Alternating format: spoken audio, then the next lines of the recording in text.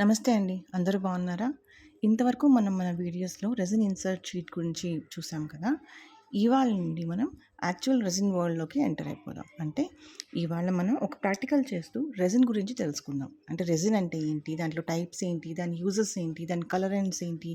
దాన్ని ఎలా మిక్స్ చేస్తారు? Dos and don'ts and then ఏ సర్ఫేస్ మీద రెసిన్ స్టిక్ అవుతుంది? ఏ సర్ఫేస్ మీద రెసిన్ స్టిక్ అవ్వదు? అలాగే దాన్ని డిస్పోజ్ ఎలా చేయాలి? దాన్ని ఎందుకని అది ఇంత హార్మ్‌ఫుల్? రెసిన్ పోరింగ్ టెక్నిక్స్ ఏంటి? రెసిన్ బ్లాస్ట్ అంటే ఏంటి? ఇవన్నిటి గురించి తెలుసుకుందాం. అసలు ఇవన్నీ మాకెందుకురా బాబు అనుకుంటున్నారా? మనం ఒక మెటీరియల్‌తో డీల్ చేసేటప్పుడు దాని ప్రోస్ అండ్ కాన్స్ దాని ఇన్ఫర్మేషన్ మనం తెలుసుకోవాలి కదా! అందుకని.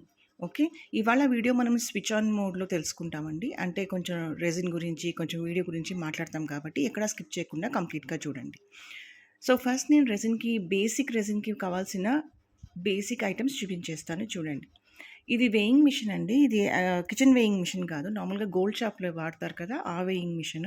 ఇదేంటంటే మనకి ఎంత తక్కువ వెయిట్ చూపించినా గానీ, అంటే మీరు ఒక గుండు సూది పెట్టినా గానీ ఇది వెయిట్ చూపిచ్చేస్తుంది. మీరిక్కడ చూసినట్టయితే నేను ఒక సేఫ్టీ పిన్ పెట్టాను. ఒక లిచీ సీడ్ పెట్టాను. చూసారా? నాకు వెయిట్ చూపించింది. 0.40 అండ్ 2.91 గ్రామ్స్ చూపించింది రెస్పెక్టివ్‌లీ. సో, మీకు ఏది అందుబాటులో ఉంటే మీరది వాడొచ్చు. ఇది అలాగే ఇన్ జనరల్‌గా gloves and mask safety purpose, resin కలపడానికి cups and popsicle sticks and resin వేయడానికి మోల్డ్స్ తుడవడానికి tapes, bubble buster, resin and దాని మీద పెట్టడానికి ఒక నెట్. ఇవి ఇన్ జనరల్‌గా మనం వాడేది అండ్ బేసిక్ కలర్స్. సో, ఇప్పుడు మనం రెసిన్ గురించి తెలుసుకుందాం. రెసిన్ అనేది ఒక వర్సటైల్ పాలిమర్ కాంపౌండ్ అండి. అంటే ఒక స్టిక్కీ సబ్స్టెన్స్, ఒక గ్లూ లాంటి సబ్స్టెన్స్ అనమాట. అది over a period of time అది కొంచెం గట్టి పడుతుంది.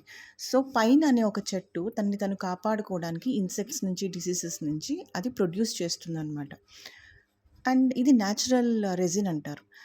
సింథటిక్ రెసిన్ అనేది it's a man made resin. అది మామూలుగా ఇండస్ట్రీస్‌లో తర్వాత కోటింగ్స్‌కి మనం వాడేటివన్నీ సింథటిక్ రెసిన్. రెసిన్ టైప్స్ వచ్చేసి ఎపాక్సీ రెసిన్ అంటారు, పాలిస్టర్ రెసిన్ అంటారు, యూవీ రెసిన్ అంటారు. ఆ తర్వాత పాలీయూరెథిన్ రెసిన్ అంటారు. మనం ఎక్కువగా వాడేది అంటే మనకు ఆర్ట్స్‌లో యూజ్ అయ్యేది epoxy resin, UV resin. UV resin గురించి మనం ఇంకొక వీడియోలో మాట్లాడుకుందాం. ఈ రెండిట్లో మనం ఎక్కువగా వాడేది ఎపాక్సీ రెసిన్. ఎపాక్సీ రెసిన్ ఎందుకు వాడతామంటే అది క్లియర్‌గా ఉంటుంది, స్ట్రాంగ్‌గా ఉంటుంది. తర్వాత క్రాఫ్ట్స్‌కి చాలా మంచిది. ఒకే ఒక ప్రాబ్లమ్ ఈ ఎపాక్సీ రెసిన్‌తో ఏంటంటే క్యూరింగ్‌కి ఎక్కువ టైం తీసుకుంటుంది. సో, ఇన్ జనరల్‌గా ఎపాక్సీ రెసిన్ అంటే పార్ట్ ఏ, పార్ట్ బి అని వస్తుంది. హార్డ్నర్, రెసిన్ అని వస్తుంది. దాన్ని సర్టెన్ ఆహ్, ప్రపోర్షన్స్‌లో మిక్స్ చేసి దాన్ని క్యూరింగ్‌కి పెడతాం కదా! So, that is epoxy resin. తర్వాత ఈ రెసిన్‌ని మనం ఎన్ని రకాలుగా వాడొచ్చు అంటే జ్యువెల్లరీ మేకింగ్‌లో వాడొచ్చు, టేబుల్ టాప్‌గా వాడొచ్చు, ఆర్ట్ అండ్ డెకోర్‌లో వాడొచ్చు, వుడ్ మీద వార్నిష్ వేస్తాం కదా! అలా ప్రొటెక్టివ్ లేయర్‌గా వాడొచ్చు, కాస్టింగ్ కూడా వాడొచ్చు. సో, నా రెసిన్ ఆర్ట్ సప్లైస్ చూసారు కదా! ఎప్పుడు కూడా రెసిన్ చేసేటప్పుడు మీ సర్ఫేస్ లెవెల్‌గా, ఈవెన్‌గా ఉండేట్టుగా చూసుకోండి. లేదంటే మీకు అవుట్‌పుట్‌లో తేడాలు రావచ్చు. నేనిక్కడ నా సర్ఫేస్ ఈవెన్‌గా ఉండడాని కోసం ఒక వుడెన్ బోర్డ్‌ని వాడుతున్నాను. ఇక్కడ నేను రెసిన్, హార్డ్నర్ నాకు కావాల్సిన ప్రపోర్షన్స్‌లో మిక్స్ చేస్తున్నాను. మిక్సింగ్ వీడియో చాలా ఫాస్ట్‌గా పెట్టాను. ఎందుకంటే దానికి నాకు టైం చూపించానంటే చాలా లెంతీ వీడియో అయిపోతుందని. మిక్స్ చేశాక ఓ 5 మినిట్స్ అలా పక్కన పెట్టేసేయండి.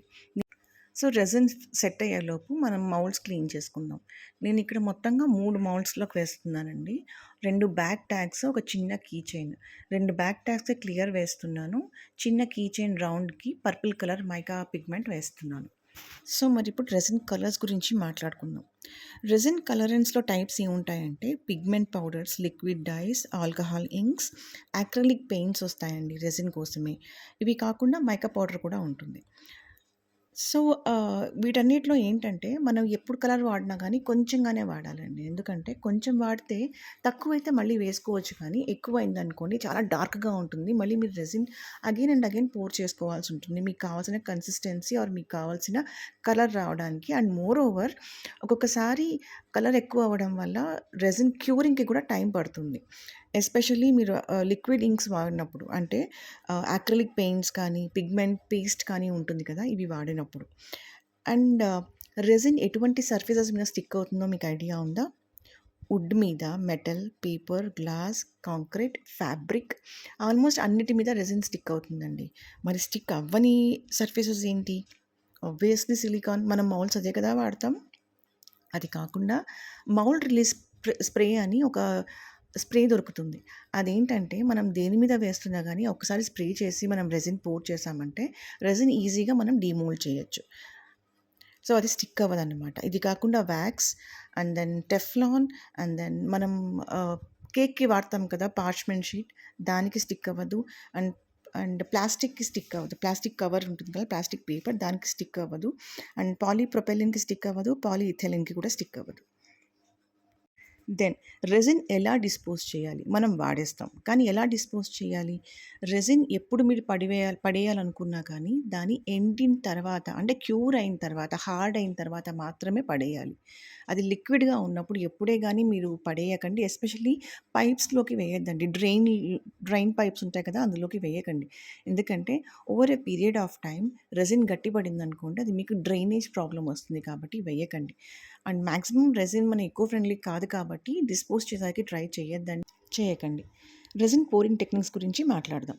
రెసిన్ పోరింగ్ ఆర్ట్ అంటే దీనిలో అబ్స్ట్రాక్ట్ పోర్స్ ఉంటాయి. అంటే మనం ఒక మార్బుల్ లాంటి టెక్స్చర్ తీసుకొస్తాం కదా! అంటే కలర్స్‌ని స్వర్ల్ చేసి తర్వాత అబ్స్ట్రాక్ట్ ప్యాటర్న్స్ ఇవన్నీ తీసుకొస్తాం కదా! దీన్ని అబ్స్ట్రాక్ట్ పోరింగ్ అంటారు. డర్టీ పోరింగ్ అంటే ఒకే కప్‌లో మల్టిపుల్ కలర్స్ వేసి దాన్ని ఒక రకమైన పోరింగ్ చేస్తాం కదా సర్ఫేస్ మీద, దాన్ని డర్టీ పోరింగ్ అంటారు. జియోడ్ ఆర్ట్ అంటారు. అంటే నేచర్ మనకి కొన్ని రకాల క్రిస్టల్స్ ఇచ్చాదండి. స్టోన్స్ ఇచ్చింది కదా! దాన్ని మీరు మధ్యకి కట్ చేసి చూసినప్పుడు అందులో ఒక రకమైన కలర్స్, డిఫరెంట్ కలర్స్ ఉంటాయి. ఆ కలర్స్‌ని మనం ఇక్కడ మనం మన రెసిన్‌లో చేస్తాం అనమాట. దాన్ని జియోడ్ ఆర్ట్ అంటారు. In ocean or beach resin art అంటారు కదా! అది కూడా ఒక రకమైన technique. And resin casting is one more technique. మనం చేస్తాం కదా! జ్యువెలరీ గాని, కీ చైన్, ఫిగరింగ్స్, ఫ్లవర్స్, ఇవన్నీ ఒక రకమైన ఆర్ట్. వాటిని రెసిన్ కాస్టింగ్ అంటారు. కోటింగ్ ఇంక యాజ్ యూజువల్ నేమే చెప్తోంది. పెయింటింగ్స్‌కి, ఫోటోస్‌కి, ఫర్నిచర్‌కి ఒక రకమైన గ్లాసీ అండ్ డ్యూరబుల్ ఫినిష్ ఇవ్వడానికి మనం కోటింగ్ వాడతాం. దెన్ ఎంబెడెడ్ రెసిన్ ఆర్ట్ అంటారు. అంటే మనం రెసిన్ ఆర్ట్‌లో డ్రైడ్ ఫ్లవర్స్ అని, తర్వాత స్టోన్స్ అని, పూసలని అండ్ ఫోటోస్ అని క్రియేటివ్ 3 ఎఫెక్ట్స్ మనం క్రియేట్ చేస్తాం కదా! దాన్ని ఎంబెడెడ్ రెసిన్ ఆర్ట్ అంటారు. అండ్ ఫంక్షనల్ రెసిన్ ఆర్ట్ అంటే ట్రేస్‌కి, టాబ్లెట్స్‌కి, క్లాక్స్‌కి, తర్వాత చీజ్ బోర్డ్స్ అని, ఇలా మనం కోస్టర్స్ అని ఇలాంటివి చేస్తాం కదా! దీన్ని ఫంక్షనల్ రెసిన్ ఆర్ట్ అంటారు. రెసి బ్లాస్ట్ గురించి మాట్లాడదాం. రెసి బ్లాస్ట్ అనేది ఒక రకమైన లిక్విడ్ అడిటివ్ అండి రెసిన్‌లోకి వాడడానికి. అంటే ఇప్పుడు ఎలాగైతే మనకు కలర్స్ ఉన్నాయో అడిటివ్స్‌గా రెసిన్‌కి, అదే రకంగా రెసి బ్లాస్ట్ అనేది కూడా ఒక specially formulated liquid additive. Okay. దీన్ని ఒక డ్రాప్ అంతా, జస్ట్ ఒక డ్రాప్ అంతా నార్మల్ రెసిన్, వెట్ రెసిన్‌లోకి వేస్తారు. ఎందుకంటే అది రెసిన్‌కి సెపరేట్ అయ్యి, స్ప్రెడ్ అయ్యి డిఫరెంట్ ఆర్గానిక్ షేప్స్ కానీ, సెల్స్ కానీ, లేదంటే లేసెస్ టెక్స్చర్ కానీ కావాలి మన ఎండ్ ప్రోడక్ట్‌కి అనుకున్నప్పుడు దాన్ని వాడతారు. మీకు ఈజీగా అర్థం అవ్వాలంటే ఓషన్ బీచ్ లేసింగ్ చూసారు కదా! అలా. ఓకే. సో, మీరు ఎప్పుడు రెసిన్‌తో వర్క్ చేస్తున్నా ప్రికాషన్స్ తీసుకోవడం మాత్రం మర్చిపోకండి. నాకేం అవ్వదులే అని మొండి ధైర్యంతో మాత్రం ఉండకండి. ఎందుకంటే ఏ కెమికల్ ఎప్పుడు ఎలా రియాక్ట్ అవుతుందో మనకు తెలీదు కదా! Better to be safe. ఇప్పుడు మీరు చూసినట్టయితే నేను కలిపెట్టిన రెసిన్‌ని 3 మౌల్డ్స్‌లోకి వేసేసా. 2 ట్రాన్స్‌పరెంట్‌గా రెసిన్ వేసా. ఇంకొక దాంట్లో కలర్ రెసిన్ వేసా. సో, నేను కలిపిన కప్స్ కానీ, పాప్సికల్ స్టిక్స్ ఉన్నాయి కదండీ! వాటిని నేను ఒక్కసారికి పడేయనండి. అట్‌లీస్ట్ నేను 3, 4 టైమ్స్ అన్నా వాడిని వాడతాను. సో, కలిపిన కలర్ కప్‌లో నేను ఇంకొక కలర్ కూడా కలుపుతాను. ఎలాగంటే మనం రెసిన్ క్యూరింగ్‌కి పెడతాం గదా! అంటే నెట్ పెట్టి పెడతాం కదా! ఆ నెట్‌లోనే కప్స్, స్పూన్స్ కూడా పెట్టేసేయండి. ఎందుకంటే ఓపెన్‌లో పెడితే ఏదన్నా దుమ్ము కానీ, లేదా పురుగు ఏదన్నా పడి అది మడి గలీజ్ అయిపోతుంది కదా! అందుకని నెట్‌లో పెట్టేసేయండి. పెట్టేసిన తర్వాత అది క్యూర్ అయిపోతుంది కదా! అది డ్రై అయిపోయిన తర్వాత దాన్ని మళ్ళీ రీయూజ్ చేయొచ్చు. ఎప్పుడే కూడా రెసిన్ వాడిన తర్వాత ఇమ్మీడియేట్‌గా, అంటే కప్పు ఆహ్, రెసిన్ ఫ్రెష్‌గా ఉన్న కప్‌ని మళ్ళీ మీరు రీయూజ్ చేయకండి. అందులో మీకు ప్రపోర్షన్స్ మీకు అప్ అండ్ డౌన్ అవ్వచ్చు. రెసిన్ క్యూరింగ్, మిక్సింగ్ ఇవన్నీ కూడా మీకు ప్రాబ్లమ్ అవ్వచ్చు. కానీ రెసిన్ డ్రై అయిపోయిన తర్వాత కప్ ఉంటుంది కదా! దాన్ని మీరు రీయూజ్ చేసుకోవచ్చు. ఇప్పుడు నేను అన్నిట్లో వేసేసాను. ఆ కప్‌లో అంతా వేసేసాను. నెక్స్ట్ దీన్ని మనం నెట్ పెట్టేసి క్యూరింగ్‌కి వదిలేద్దాం. మన రెసిన్ ఆర్ట్ సప్లైస్ ఉన్నాయి కదా! అవేవి వన్ టైమ్ యూజ్ కాదండి. అవన్నీ మనం ఒకసారి వాడి పడేసేటివయితే కాదు. మనం అన్నిటిని మళ్ళీ రీయూజ్ చేయొచ్చు. ఒక్క మౌల్డ్ క్లీన్ చేసిన టేప్ తప్ప. ఓకే. కాబట్టి అన్నీ జాగ్రత్తగా ఎత్తిపెట్టుకోండి. అలాగే మన వేయింగ్ మిషన్ ఉంది కదా!